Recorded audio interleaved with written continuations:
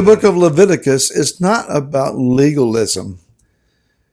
It is a description of the rituals that allow us to understand the nature of our relationship with our Creator, Yahweh. Hi, this is Barry Phillips with 10-Minute Torah, day number 4 of the Torah portion, Vayikra, that is, and He called.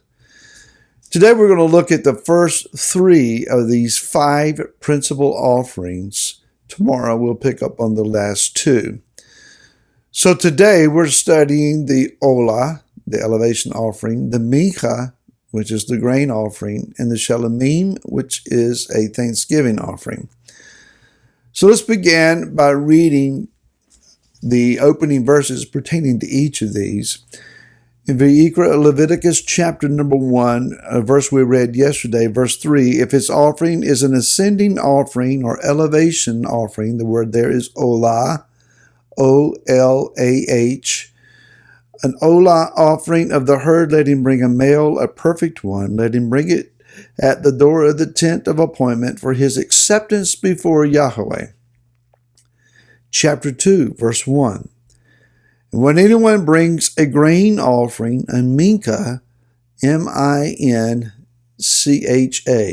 mincha offering to Yahweh, his offering is to be of fine flour, and he shall pour oil on it and put frankincense on it. And he shall bring it to the sons of Aaron the priest, and he shall take it from his hand filled with fine flour and oil with all the frankincense. And the priest shall burn it as a remembrance portion on the slaughter place, an offering made by fire, a sweet fragrance to Yahweh. Chapter number 3, verse 1. And if that which he presents is a slaughtering of peace offerings, Shalomim, S-H-E-L-A-M-I-N, Shalomim. If he is bringing of the herd, whether male or female, he brings a perfect one before Yahweh, and he shall lay his hand on the head of his offering, and slay it at the door of the tent of appointment, and the sons of Aaron the priest shall sprinkle the blood on the slaughter place all around. So again, we're talking about the details and rituals of what it means to approach Yah and how it is that He wants to describe our relationship with Him. These are vivid, life-changing, powerful pictures of what it means to be in covenant relationship with Yah. And so briefly, the Olah, O-L-A-H, the Olah, it is the elevation offering, an ascension offering. It is also referenced as the whole offering, that is, that all of this animal is burned on the altar. Nothing is taken away. Therefore, it's also called the burnt offering. This offering in particular is very dramatic. It is, among other things, a call to be elevated into the presence of Yah. Thus, the elevation offering. It expresses one's heart and desire to be closer to his Creator, to be more in tune with Him, to relate more powerfully with Him in such a way that we feel as if we have gained access to His presence. Out of it, Yah is saying to us, come sit with me. Come stand before me. Come learn of me. Get close enough to me that I can talk to you. And maybe that's a foreign concept to some of us, is that we pray because we feel like we are required or in desperate need to talk to Yah. It is our religious duty to pray, or it is that which appeases the religious element of our mind. It is that which we feel compelled to do. Traditionally, culturally, we've been taught to do. But prayer and ascension to His presence is more about building communication with He who has the power to change everything. We come and we talk to Him. Number one, because He listens. He loves to hear the prayers of His people. And number two, he has things he wants to teach us, to talk to us about, to convey to us. And you may be someone say, well, I've never heard his voice. I've never really discerned him speaking to me. It takes time and patience sometimes to sit still and calm your own mind down enough to get in tune with him. It takes prayer to learn to listen. You can't just show up and say, what you got to say? I got 5 minutes. It doesn't work that way. But when we are in conversation with him, when we've been elevated to his presence, we've learned to discern not only his voice, but we're learning to discern his ways. And we're following that. The upright and righteous walk of those who are his covenant people give opportunity then for him to begin to speak to us and convey his heart to us.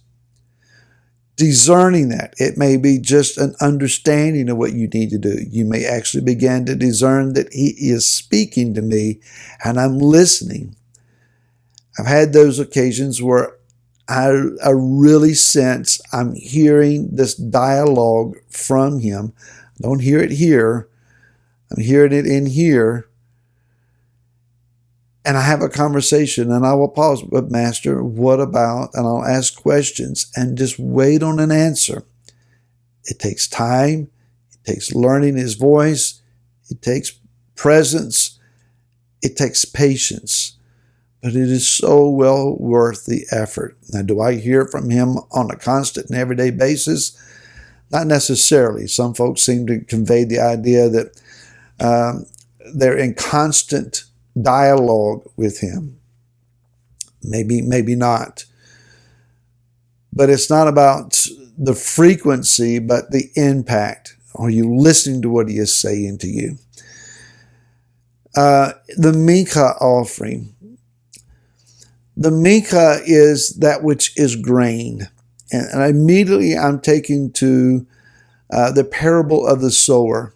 In order to produce grain, there has to be the recepting of the word, the receiving of it, and such ground that we have prepared inwardly that it has room to take root and to grow.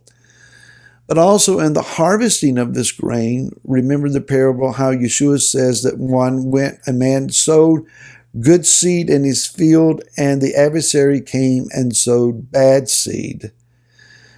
And so the time of the harvest was near, and it was hard to distinguish between the grain and the darnel, that which looks like wheat but is not. Should we go ahead and harvest now and separate it? No, wait until it's ripe. Why? Because the grain will actually begin to bend over under the weight of the seed contained in its head, showing humility and service, while the darnel is straight up. There's no seed in it. It's arrogant. It's proud. It's puffed up. And so now you can tell the difference. We want to take that which is humbled, servant-hearted, bending over, bowing before our King. That's where we resource our flour. We grind it finely. It's processed in our hearts through prayer and focus, meditation. That's what we bring to him. And it says, Yah is saying to us, bring me your worship. Bring to me your thanksgiving and acknowledge that I am your supply. I am your source. I am El Shaddai to you. That's what the Mincha says. You are my substance. You are my increase. You are my resource. And I worship you for that. And finally, we have the Shalomim. It's the entering into his shalom. Shalom is not just peace. It's everything in its place. Nothing is missing. Nothing is broken. It's a sense of wholeness. Come sit at my table and eat with me. Express your thanksgiving and be restored to my family.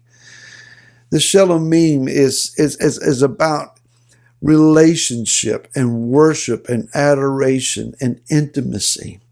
These are things that Yah wants from us and offers to us understanding in His rituals. More tomorrow. To then, shalom.